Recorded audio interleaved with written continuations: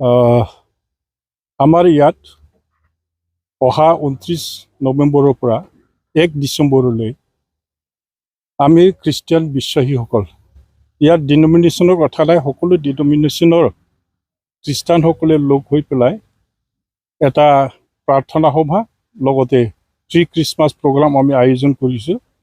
Pre Christmas 29 তাৰিখত 1 বজাৰ পৰা আৰম্ভ হ'ব আৰু ইয়াৰ পাছতে 3-4 বজাৰ পৰা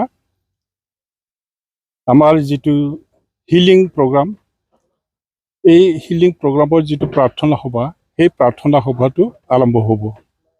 ইয়াত কেৱল খ্ৰীষ্টানসকল নহয়, যিকোনো ধৰ্ম লোৱা বা ধৰ্ম অৱলম্বন কৰা মানুহে আহি উপস্থিত হ'ব পাৰে।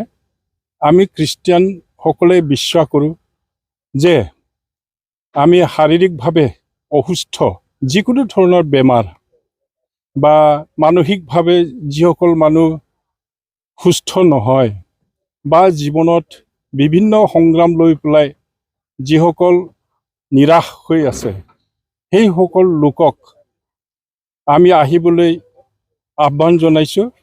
কাৰণ তেখেতসকলৰ কাৰণে আমাৰ বিশেষ এজন অতিথি আহিছে। তেখেতৰ নাম ৰেভাৰেণ্ড আবেল জেকব।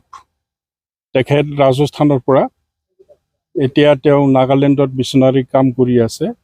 তেওঁ প্ৰাৰ্থনা কৰিব, কাৰণ আমি ঈশ্বৰ বিশ্বাসীসকলে আমি বিশ্বাস কৰোঁ যে আমাৰ প্ৰভু যীশুখ্ৰীষ্ট যিসকল বিশ্বাস কৰি এই প্ৰাৰ্থনা সভাত যোগদান কৰিব, এই বিশ্বাসীসকলে যিকোনো ধৰণৰ বেমাৰ, মানসিকভাৱেই হওক শাৰীৰিকভাৱেই হওক, এই প্ৰাৰ্থনাৰ যোগেদি তেওঁ সুস্থ হৈ যাব।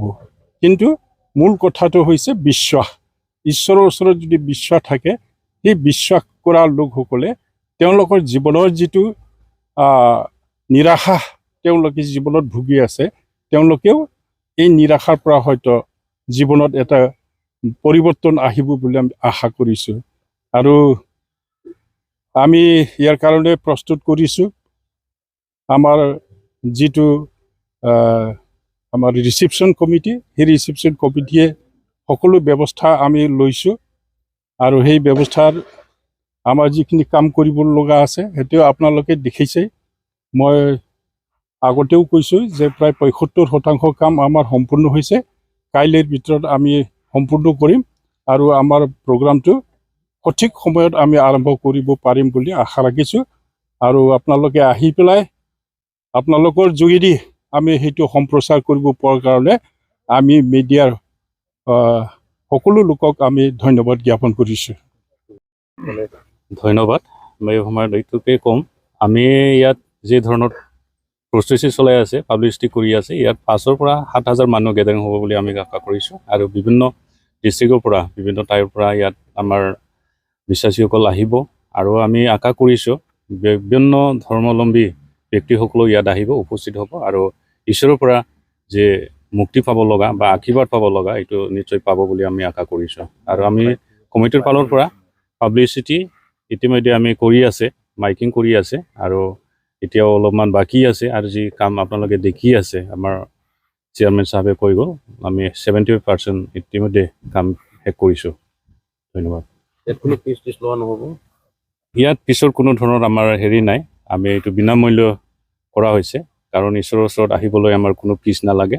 গতিকে আমি সকলোকে আহ্বান কৰিছোঁ, বিভিন্ন ধৰ্মাৱলম্বীসকলেও ইয়াত উপস্থিত হ'ব পাৰিব, আহিব পাৰিব। ইয়াত কোনো ফিজৰ দৰকাৰ নাই।